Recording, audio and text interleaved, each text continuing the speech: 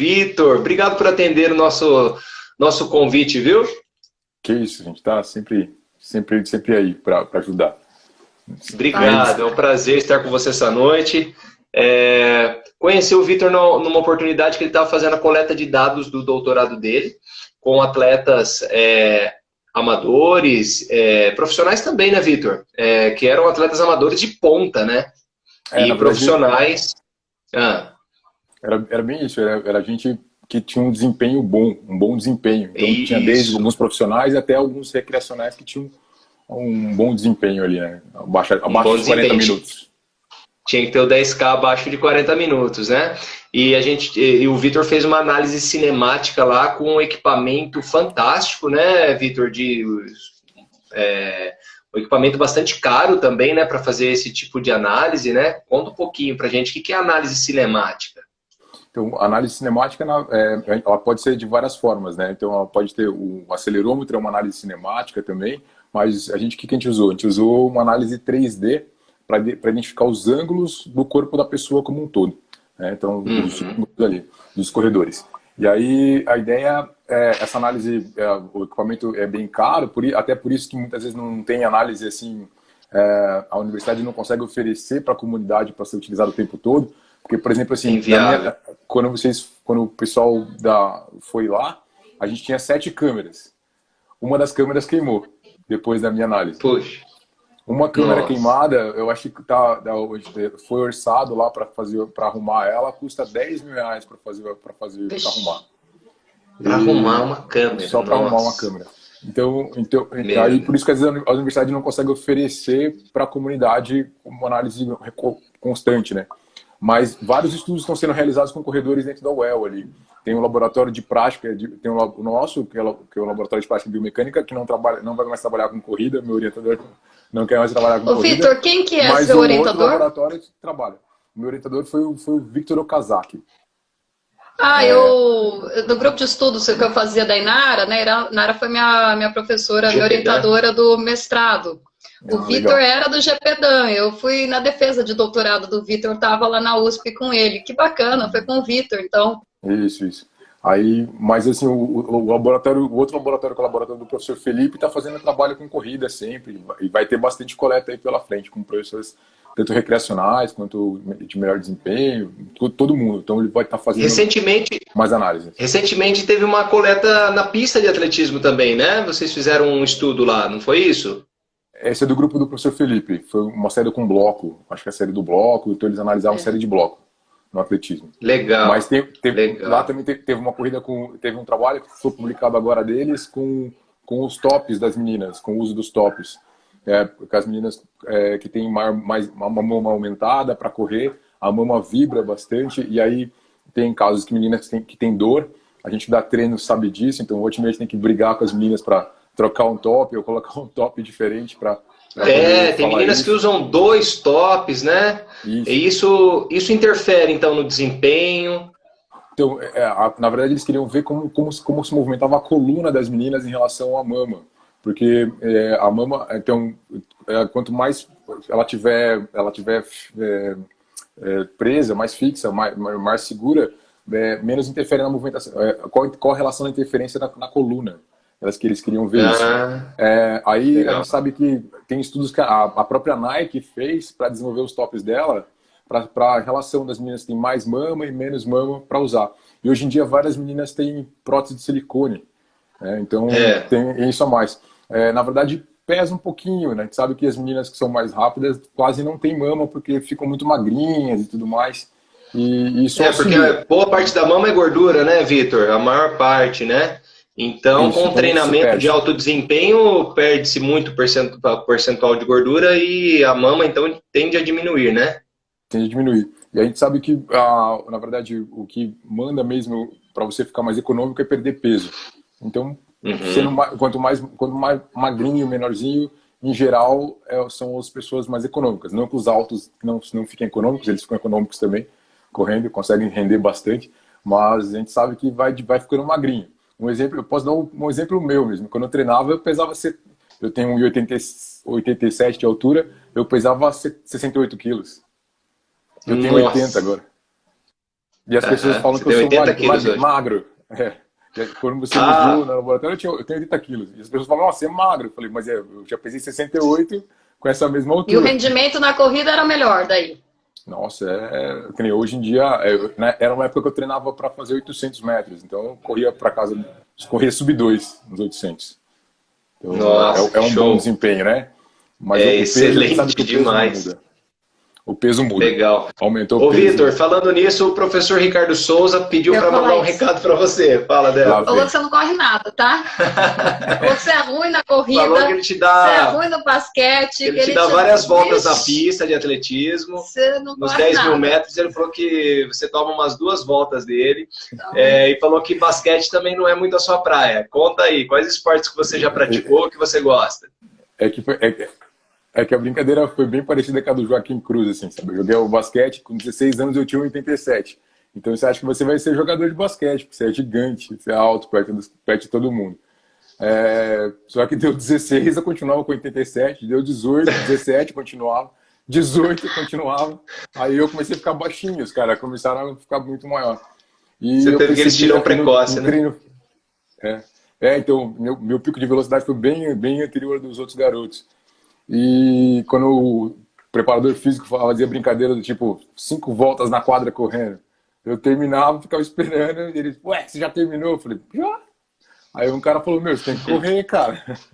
Você tem que correr, né? Foi bem rápido, assim, porque de largar o basquete a render mais ou menos na corrida no 800, assim, foi na casa de 1 ano e meio. Foi muito rápido. Olha, muito rápido então, mesmo. Foi uma transição. Tanto que nos primeiros treinos um cara falou assim, nossa, mas você tá fazendo treino junto com os caras que já estão, os tiros de velocidade, tiro de 200?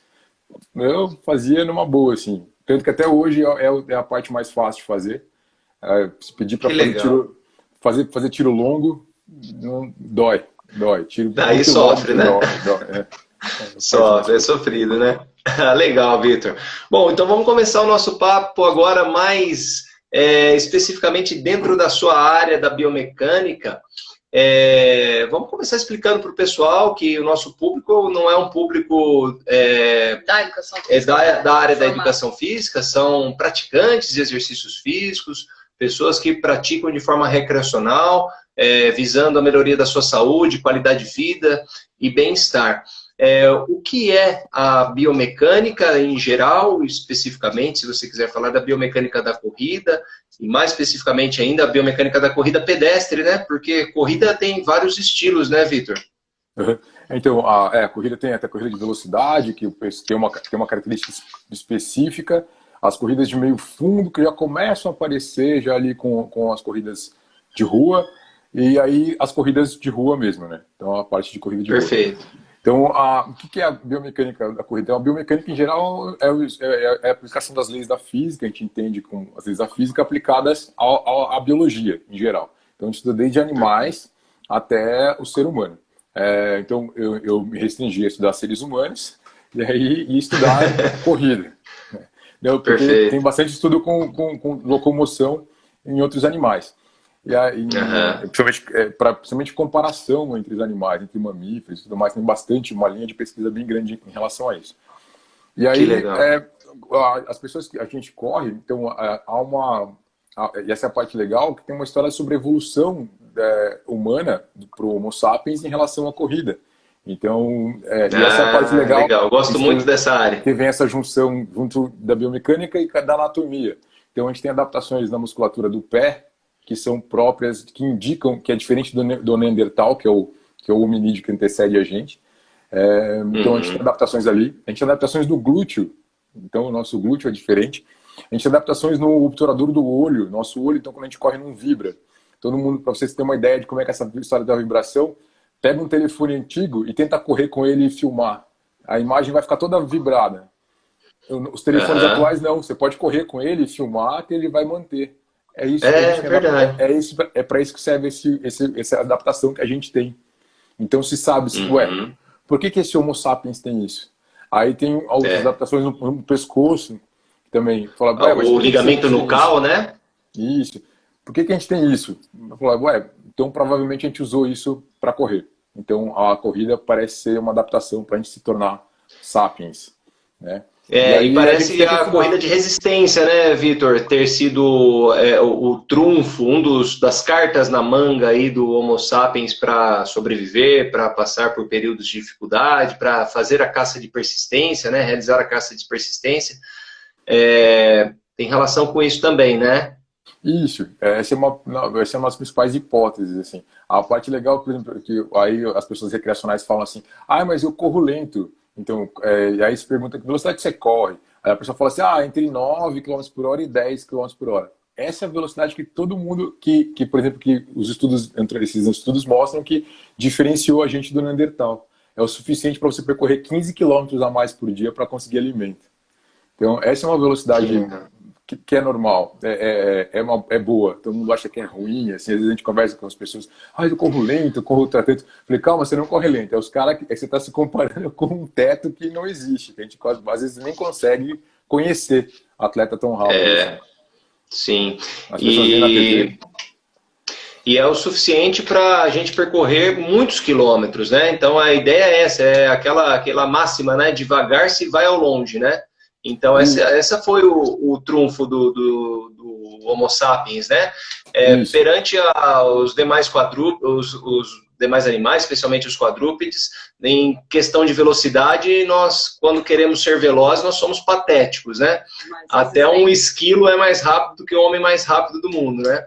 Agora, quando se trata de resistência, de percorrer dezenas de quilômetros sem parar, no calor, com o sol a pino, aí poucos animais podem conosco, né? Isso, a gente... Desde que bem treinado, claro. A gente é um ser de endurance por natureza, assim, nós somos endurances. E aí a gente tenta estudar o quê? A gente tenta estudar como que essas adaptações ocorrem, como que o treinamento provoca adaptações.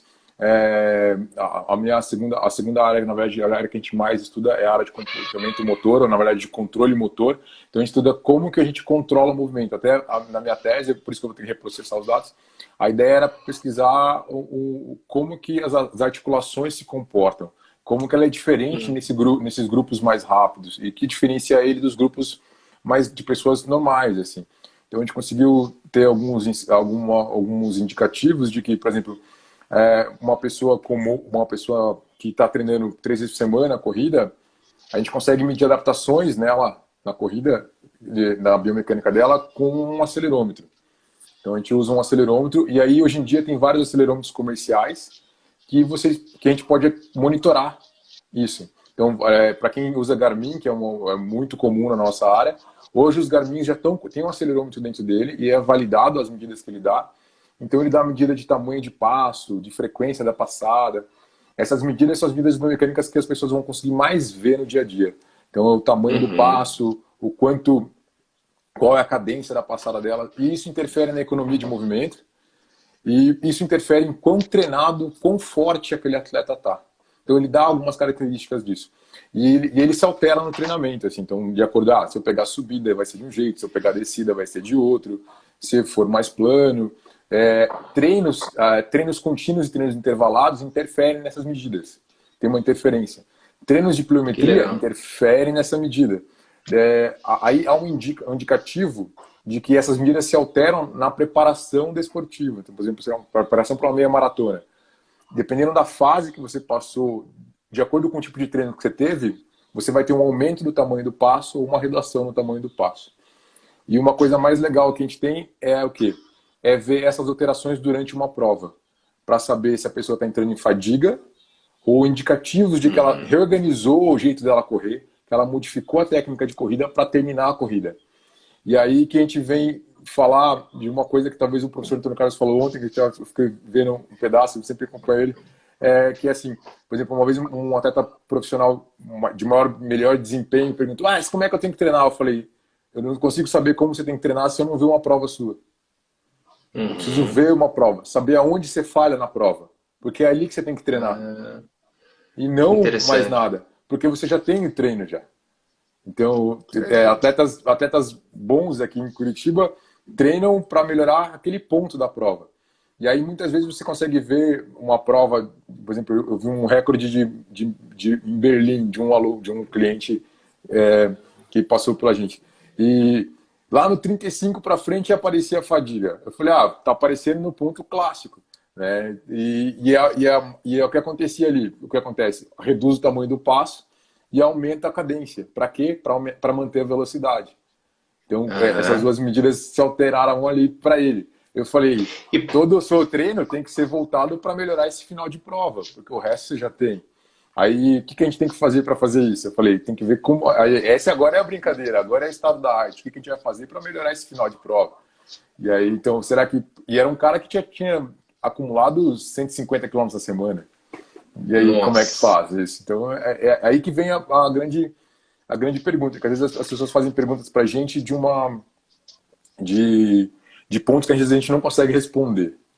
O treinamento esportivo é realmente uma arte, né? É baseado em ciência, mas a organização de tudo isso as respostas não é simples, né? Bem todas as respostas individuais. Isso é legal, a gente consegue ver isso. E quanto mais treinável uma pessoa, quanto mais ela pratica aquela modalidade, melhor ela vai ser nas questões biomecânicas, certo? Para o pessoal entender, assim, se a gente for pensar, por exemplo, que você está falando da questão do controle motor, das articulações, dos graus de liberdade. Então, quanto mais eu entendo daquilo que eu estou praticando, mais eu entendo onde eu libero os graus de liberdade, mais eu congelo os graus de liberdade. Então, por exemplo, vamos continuar na corrida, um atleta que tem uma experiência maior, que já tem um currículo, né, alguns quilômetros a mais rodados, ele consegue entender, por exemplo, o posicionamento de tronco, numa descida, numa subida, aumento de cadência, diminui cadência, aumento de passada, extensão de cotovelos, né, que muitas vezes algumas pessoas fazem uma extensão de cotovelos desnecessária, exagerada, né, que na verdade a gente nem precisa dessa extensão de cotovelo na corrida. Então, para que as pessoas entendam, acho que me corrija se eu estiver errada nessa linha de raciocínio, mas eu acho que de maneira simples, a importância da biomecânica seria isso, facilitar para que as pessoas consigam correr com um menor gasto energético, com um melhor desempenho, obtendo menores tempos, seria por aí? Então, o que a gente sabe hoje em dia, existem diferentes maneiras de correr e todas elas se tornam econômicas, tá? Então, por exemplo, vamos pegar um ponto específico que você citou, que é o ponto da movimentação dos braços. A movimentação dos braços, ela serve exatamente para a estabilização do centro de massa durante a corrida. Então, se a pessoa tem uma movimentação de braços muito exagerada, é porque tem alguma outra coisa que está fazendo isso. Que está descompensado.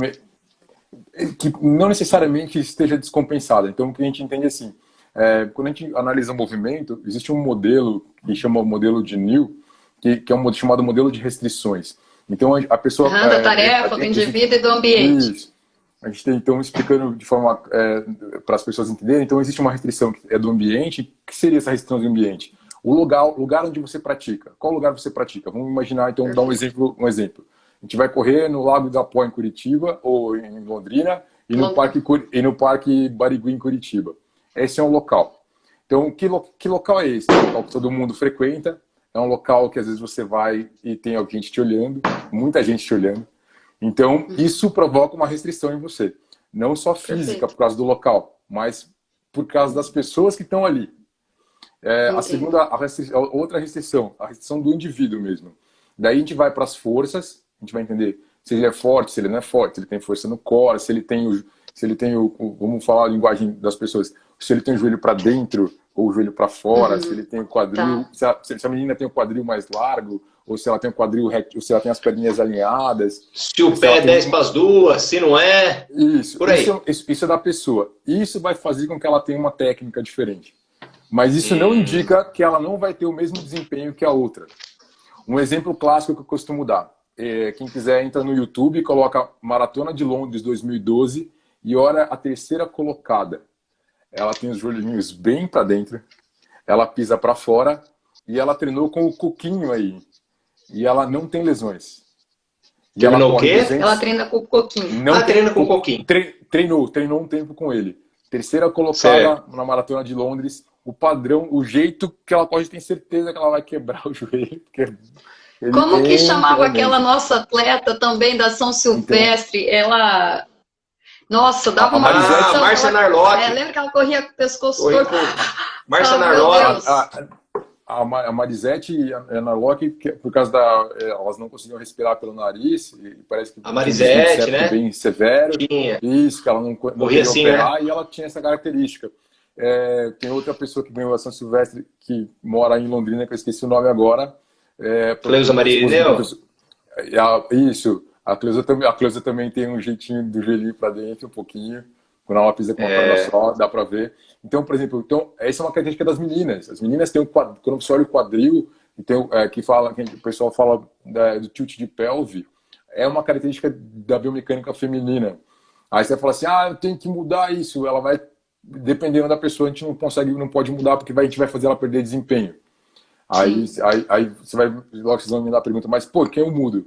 Eu mudo em quem lesionou, porque o desempenho já se foi. Então eu tenho tempo para mudar. Se você Legal, então...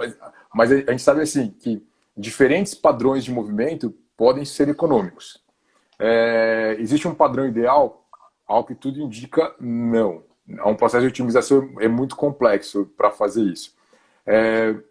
No mundo existe, eu falo assim, mas eu sou professor, né? Que os professores estão acompanhando, eu quero avaliar as pessoas que elas são diferentes.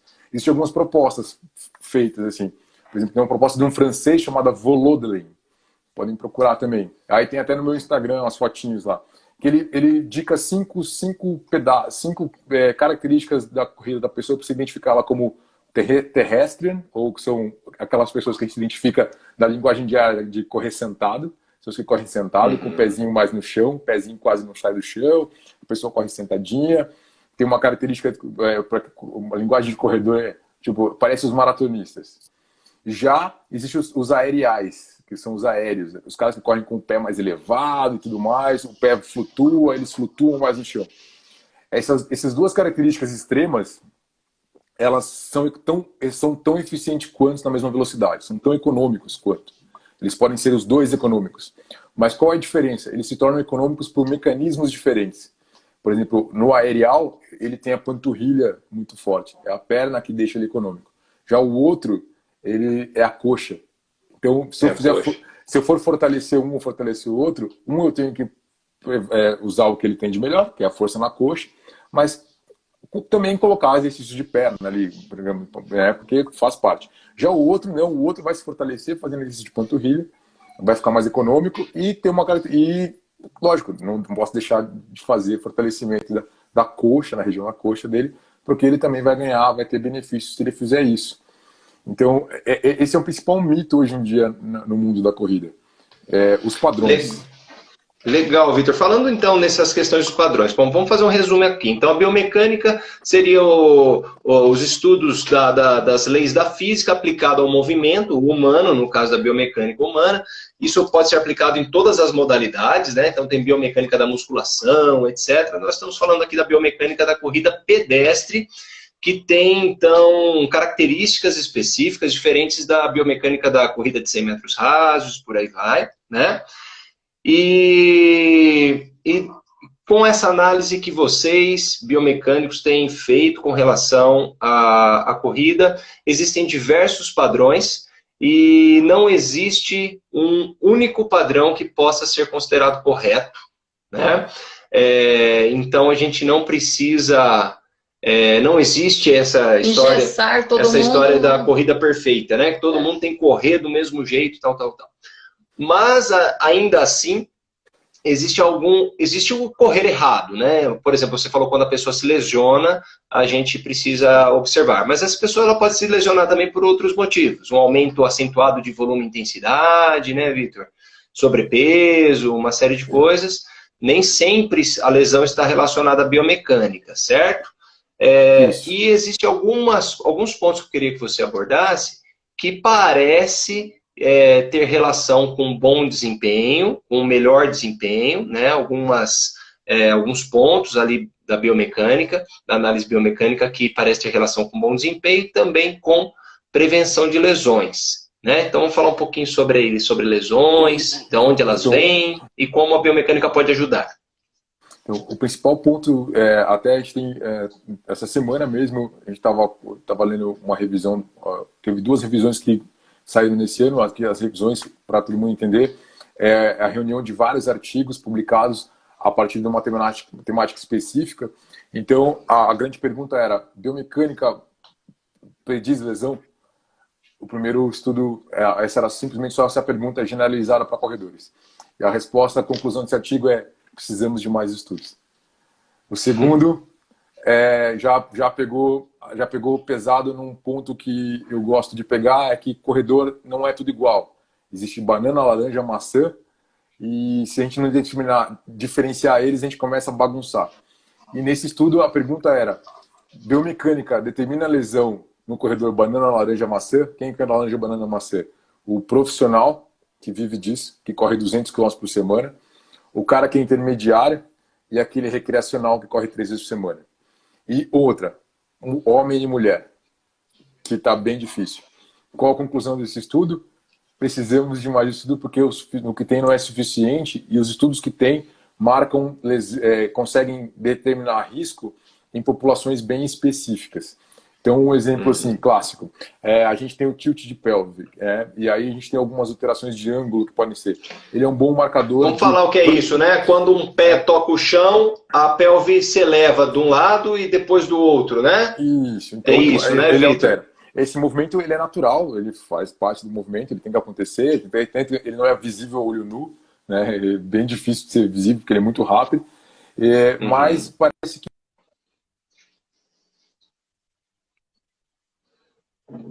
perdemos um pouco a conexão com o Vitor aqui. Assim, o pessoal está ouvindo bem o Vitor? Espera aí, Vitor, a gente perdeu um pouco. Já vi avaliações. Só um pouquinho, Vitor. Agora estabilizou. É que deu uma travadinha aqui pra gente. Vamos voltar na hora do tilt? O tilt pélvico, para quem não sabe, também é conhecido como drop, né? Drop pélvico, é isso?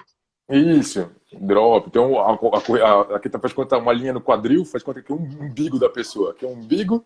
Então, quando a gente corre, faz isso. Então, se tiver em excesso, parece que ninguém sabe qual é o valor desse excesso, porque qual é o valor do excesso? Então, o que acontece? Parece que é um bom marcador. Se ocorrer uma alteração de mais de 10 graus, você, tem que ficar de olho nessa pessoa. Tem que ficar de olho nessa menina.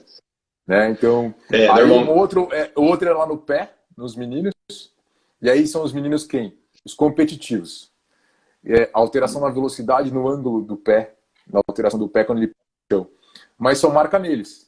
Quando a gente vai fazer outras pessoas, talvez isso não aconteça. Então, por isso que eles falam que precisamos de mais estudos. Então, você tem um indicativo, mas o que lesiona? Qual que é a história da lesão? A lesão é falha de material. Isso quase todos os biomecânicos batem. Falha de material. E como é que acontece a falha de material? Treino sem estar adaptado a ele. Então, você treinar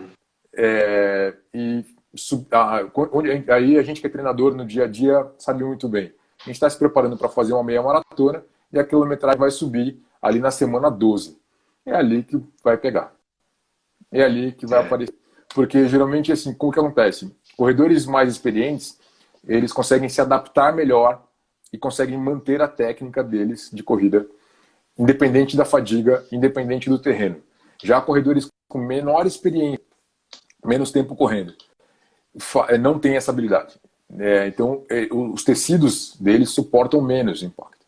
Então, e é por isso que é muito difícil fazer essa relação, porque você sabe, você vai dizer, um outro ponto que é citado bastante, o ângulo do joelho, então faz conta que o dedo é a perna e aqui é o joelho.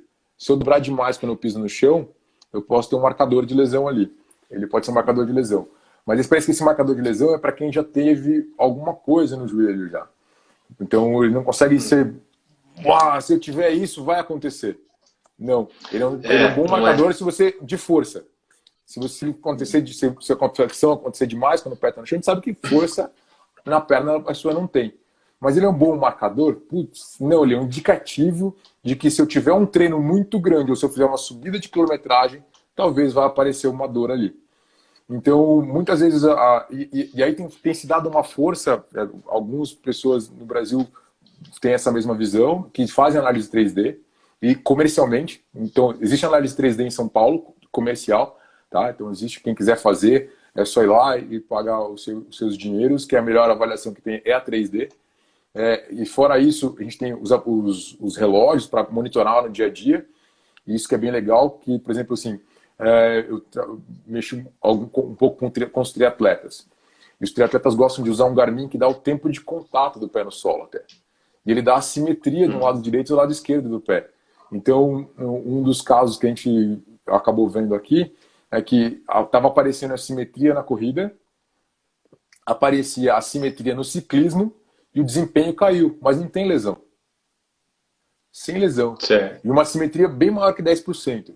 Aí a brincadeira foi, vamos fazer força. Então, as séries que ele fez foi séries de 6 repetições, 5 séries de 6 movimentos, muita força bruta. E em 3, 4 semanas a simetria desapareceu. A gente não sabe se foi o treino de força ou se foi o resto dos treinos que ele está fazendo, porque é um triatleta, nada, corre e pedala, e iron. E competitivo. Um cara que pega entre os 10 primeiros colocados. Mas geralmente essa reorganização neuromuscular provavelmente já fez resultado. E aí todo mundo perguntava, mas que exercício que você usou? Um só agachamento. Ele agachou o peso do corpo. Então a gente subiu carga para ele conseguir agachar o peso do corpo, que é uma recomendação de vários estudos de força. Um corredor conseguir chegar a agachar com o peso do corpo. Todo mundo fala assim, é muito peso. Mas a sobrecarga, né? A sobrecarga é relacionada ao mesmo peso do corpo. Ao peso do corpo. Então os caras têm 70 quilos, botou 70 quilos nas costas. Não foi de uma semana para outra, a gente foi subindo a carga e ele conseguiu agachar. Né? Legal. Além o cara tá falando melhor na biocinética. Além da biocinética, existe a Ultra Sports. Tá? A Ultra Sports, do professor Paulo Lucarelli, lá em São Paulo. Legal, bacana. Ô, Vitor, vamos falar então um pouco assim, então assim, para prevenção de lesões, há controvérsias, óbvio que a gente tem que cuidar da parte técnica mesmo, né, da parte gestual da corrida, porque a gente vê muita gente correndo assim de forma destrambelhada, descoordenada, que assim, a gente entende que o estilo pessoal, isso sempre vai existir, né? Uma guarda mais baixa, uma guarda mais alta, um drop pélvico um pouquinho maior, um pouco menor, mas para quem está começando, para quem às vezes não teve muitas experiências com o esporte, a gente vê muito isso, pessoas que não brincaram, não fizeram esportes, quando vai correr é um pouco desorganizado ali na hora de correr, ou mesmo falta força. Então você estava falando dessa questão da força. Eu já ouvi dizer também, a gente acompanha algumas pessoas que trabalham na sua linha de biomecânica, que para o drop pélvico, por exemplo, a força do glúteo médio é bastante importante, desenvolver força nessa região, né, para evitar esse excesso de movimentação da pelve, né. Você falou agora, deu o exemplo do agachamento para também melhorar a simetria do tempo de contato com o pé no chão. Quais dicas você daria para os praticantes melhorar, então, a sua biomecânica? Então, o principal aspecto da corrida que a gente tem, assim, que é importante aqui, por exemplo, o fortalecimento do core. O fortalecimento do core é importante. É importante para quem mais? Para os iniciantes. Os iniciantes são bem... onde a gente tem que ter mais atenção. Então, eles se beneficiam mais dos treinamentos de core, o clássico que a gente vê com as pranchas, com as movimentações de perna. E aí tu fala assim, se ele tiver um pouquinho melhor de desempenho, né? Se o desempenho dele já começar a cair, por exemplo, meninas na casa dos 50, 45 minutos, meninos sub-40. Aí, outros exercícios fazem mais ativação do core do que esse exercício de prancha. Eles são bom aquecimento, mas exercícios como deadlift e agachamento profundo fazem uma ativação do core com maior propriedade. Muitas vezes, então a gente tem que fazer o quê? Tem que fazer uma progressão para ensinar o atleta a fazer. Como outro exercício que ativa core com uma habilidade absurda, pliometria. Então a gente vê muito pouco na prática diária. E é um método praticamente consagrado. A gente tem vários estudos, alguns estudos com recreacionais, estudos com profissionais da pliometria, do uso da pliometria. Eu estava lendo essa semana um estudo que comparou pessoas que corriam na casa de 50 minutos. Um grupo treinou treinamentos de sprint, então eles faziam tiros de 50 metros, rápido pra caramba, 2 vezes por semana, e o outro grupo fez pliometria. Quem melhorou mais na corrida? Você já deu a deixa. Chutem. Não. Os que fizeram pliometria. Não, deixa o pessoal pôr aí. Os dois melhoraram. Os dois melhoraram igual. O tempo final foi similar. Mas os pliometria ficaram um pouquinho coisa mais econômica. Então a gente sempre falou assim, então dá para usar as duas coisas, na verdade. Né? Então dá para usar as duas coisas. É bem isso. Então, na verdade, não é bem que eu posso. Às vezes eu tô com a pessoa que não está podendo realizar, um exemplo, outra coisa, né? A gente falou do aumento do volume. Às vezes o corredor só pensa em correr. Os americanos fizeram uma brincadeira com os high school deles, que são de bom desempenho, e fizeram o quê? Substituíram 2 dias de corrida por pedalada. Então retiraram o volume de impacto, colocando eles para pedalar, no mesmo tempo que eles iam correr. Então 1 hora de rodagem, era 1 hora que eles iam pedalar, numa intensidade que eles ficassem ofegante, moderado. O que aconteceu? Eles tiveram a melhora que os outros corredores. Então eles utilizaram o ciclismo e já tem trabalho com aquela máquina, que eu esqueci o nome agora, que tem na musculação, o elíptico, mesmo efeito também. E aí uma vez um corredor profissional perguntou, mas nunca vi isso. Eu falei, tem triatleta de alto nível que corre muito bem 10 km para 32 minutos, que corre apenas 60 km por semana. E onde é que está o resto do aeróbio dele? Está todo no ciclismo. Pedala 200 km por semana. Então, às vezes, para recreacionais que estão machucados, isso eu já tive experiências aqui, da gente colocar no elíptico, ou fazer o treino de corrida lá, desintervalado. Então, 1 minuto forte, por 1 minuto lento. E aí substituiu, o cardio manteve. Lógico que quando você volta a correr, a panturrilha dói, porque não é um movimento específico. Né? A gente precisa do chão ali, batendo na gente, para a gente ganhar a gente fala que uma coisa que dá a teoria de controle motor, a gente faz um negócio chamado affordance. Affordance um nome bonito para algumas coisas que corredores já sabem. Por exemplo, assim, se eu estiver correndo, eu tenho isso ainda, eu não consegui perder. E eu estou junto com o Ricardo, a gente está chegando. E a chegada, a gente vai brigar até o final. Isso é um affordance. Então, é um convite ao movimento. Então, por exemplo, você leva as pessoas para correr no parque, no Igapó, e tem muita gente olhando, porque é um lugar de paquera. Então, correr é um lugar de paquera também. Você não para, você sente menos cansaço, você sente menos fadiga. O treino rende. Aumenta o desempenho. Isso. Às vezes, uma outra coisa que faz isso também, então é nome para essas coisas. A pessoa está correndo e o técnico aparece no quilômetro 7 da corrida, que sabe que as pessoas dão aquela reduzida. A pessoa muda a técnica, só o fato de ver o técnico. Ela altera a técnica ali. Então, essas são estratégias para mudar a técnica das pessoas. Meu técnico assobiava. Ele fazia... E eu sabia que eu estava fazendo alguma coisa errada, minha técnica mudava. Até hoje, esse instinto é tão grande que se eu ouvir algo parecido, eu mudo a técnica. Você vai corrigir. E meu técnico já faleceu faz algum tempo. Então, eu acho que... Então, essas coisas acontecem. Então, a presença de uma outra pessoa altera a técnica. Por isso que ele continua te assombrando, hein, Vitor? Por isso que quando no laboratório, quando eu fui fazer análise, eu tinha só eu fazendo análise, e eu sabia que a minha presença de um cara avaliando outra pessoa podia estar alterando a técnica do cara em cima da esteira. Por isso que eu tinha que ficar conversando, distraindo a pessoa. Tá gravando? Não tá gravando. Não tá gravando. Tô só testando aqui. Que legal. Não tá funcionando ainda.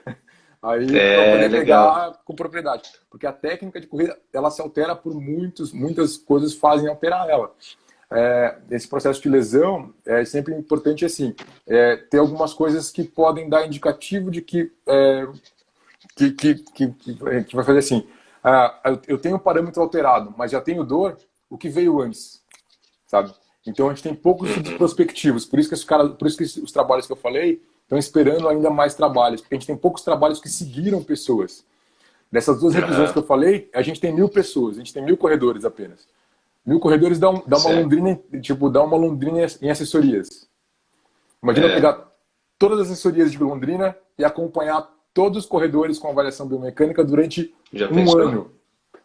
Se eu conseguisse fazer isso, esse é o resultado que a gente tem hoje em dia na literatura, em algumas revisões. Né? Mas aí você fala assim, então como é que fica para o treinador? Hoje em dia a gente tem vários desses sensores para poder monitorar as pessoas. Vários desses sensores são validados, tem validação para fazer o que eles dizem que fazem. Já digo que não está validado para eles fazerem. Mas, por exemplo, a parte biomecânica está validado. De vez em quando monitorar, a assessoria por exemplo, eu já fui dono de assessoria, eu sei que é bem caro às vezes investir em algumas coisas assim. Mas de vez em quando você comprar e oferecer como um serviço a mais para avaliar as pessoas, é interessante. Porque você vai conseguir ter uma ideia de está tomando muito impacto ou não em um treino específico. Por exemplo, eu vou produzir fadiga, a gente vai fazer uns 5 quilômetros, eu quero saber como é que está essa pessoa X. O outro exemplo, porque às vezes aí é de assessoria para assessoria e de região para região. A corrida é uma coisa que motiva as pessoas a fazerem. Quanto mais você faz, mais você quer fazer. Uma que as pessoas emagrecem, né? Você fala, quem emagrece, quem emagrecer mais. Daí, então, a gente cada vez mais. E isso é verdade, até certo ponto. E aí, isso que faz lesão. Então, quando às vezes você vai dar uma olhada, às vezes eu pego, a pessoa lesiona, mas eu preciso saber o que você fazia, eu falo. Preciso saber o que você faz. Para saber se vem do treino. Antes de qualquer coisa. A gente vê que a pessoa treinava assim, treina uma vez, 3 dias sem treinar, 3 dias em sequência. Aí falou assim, tá meio que... Aí, não só uma semana, mas várias semanas com treinos acumulados. Eu falei, um treino está conectado no outro. Eu falei assim, não preciso de biomecânica para resolver o seu problema, eu preciso de treinamento desportivo. Eu sei que um treino está acumulado no outro e dependendo de como forma, eu falei, seria legal conversar com o técnico dele. Eu falei, fala com ele para vocês negociarem essas semanas que você está assim. Porque aí é uma conversa sua com ele. Porque aí eu falei, aí vamos ver o resto dos outros aspectos, que se tem algum outro ponto que dá uma dica do que está acontecendo. Geralmente essa dica comum é a cadência da passada. Pessoas com lesão geralmente têm uma cadência muito lenta. Aí você vai falar assim, mas qual seria o valor ideal? Existe um valor ideal? A gente ia fazer essa pergunta para você. Tá. Ô, Vitor, deixa eu só te fazer uma pergunta aqui, na verdade, uma pergunta de um aluno que está assistindo. Ele colocou sobre a biomecânica, se ela evita lesão. Acho que você conseguiu, acho que depois desse bate-papo, ele fez a pergunta já há algum tempo, falar da importância realmente de uma técnica correta, de uma biomecânica correta, se evita a lesão.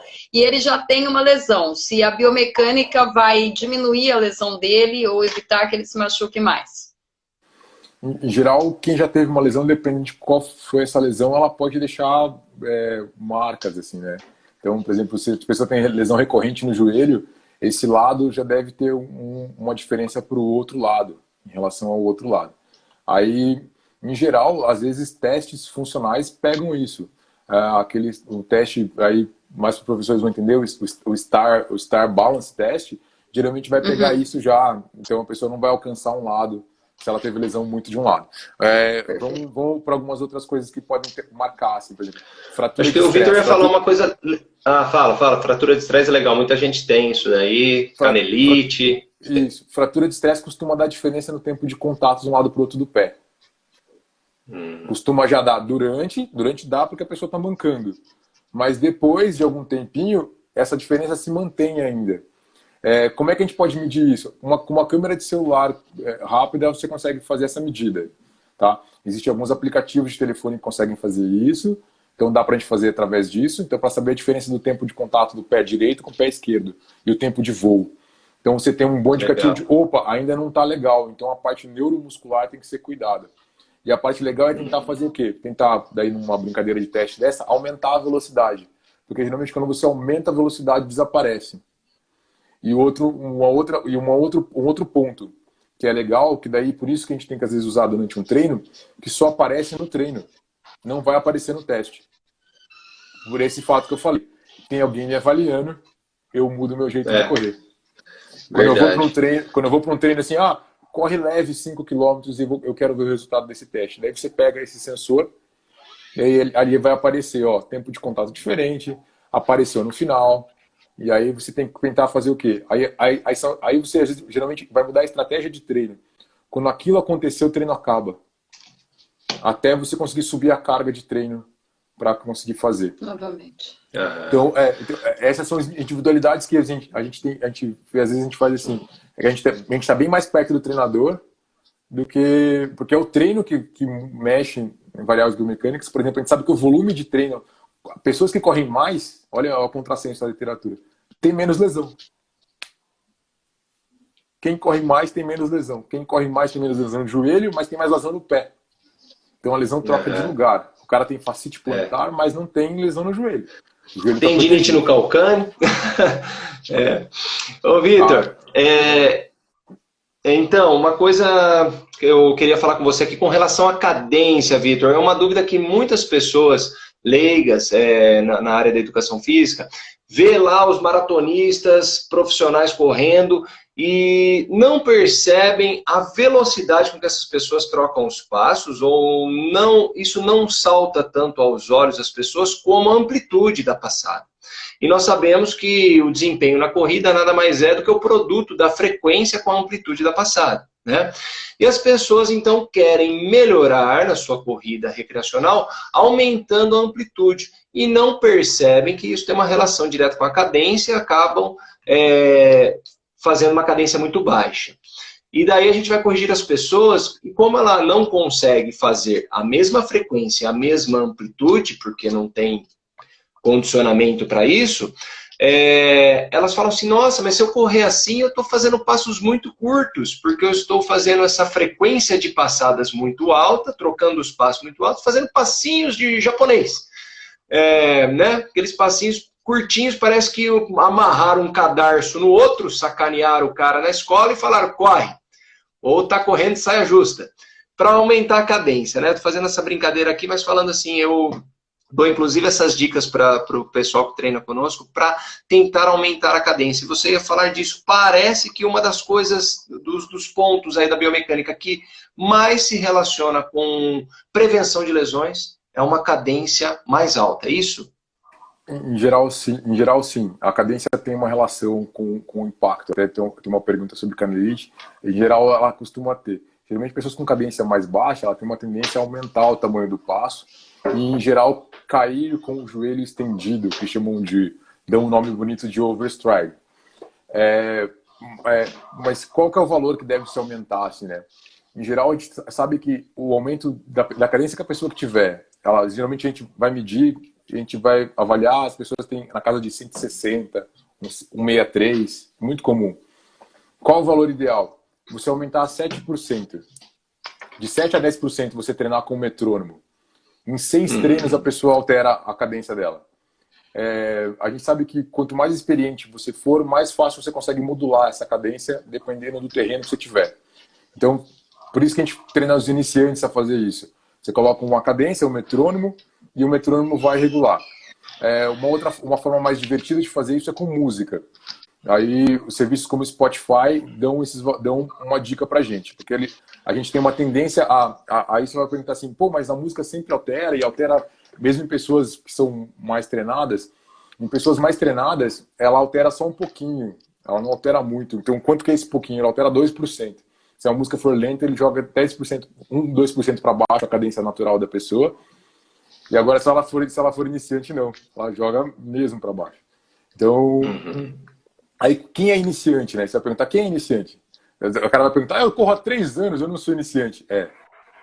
Você é iniciante ainda. Eu corro há 5 anos, eu não sou iniciante. É iniciante. 5 anos para frente, você começa a ser alguém. Até lá, tem alterações neuromusculares ainda que estão acontecendo. Ainda tem alteração acontecendo. Com 10 anos, aí eu sou um cara experiente de corrida. E aí a gente vê muito, o que a gente vê na prática, vocês devem ter, isso é muito comum. Do nada, a maratona em 3 anos. Pois é. Aí, não, isso quando não é em 2, né? Isso. Aí eu, que nem quando eu era dono de assessoria, eu falei, se você topa se machucar, eu topo te treinar. Porque a gente vai ser bem difícil a gente conseguir escapar. Se a gente conseguir, tá ótimo. E eu falei assim, e aí já o segundo ponto, eu tenho certeza de uma coisa. Depois que fizer a primeira, você nunca mais vai fazer, nunca mais vai querer fazer. E isso acontece bastante, porque você desiste, porque chega no objetivo e abandona o desporto. E volta à vida sedentária de antigamente. Mas o que é legal é assim, então a cadência ela pode se alterar, 10% a mais é ótimo, melhora o consumo de oxigênio.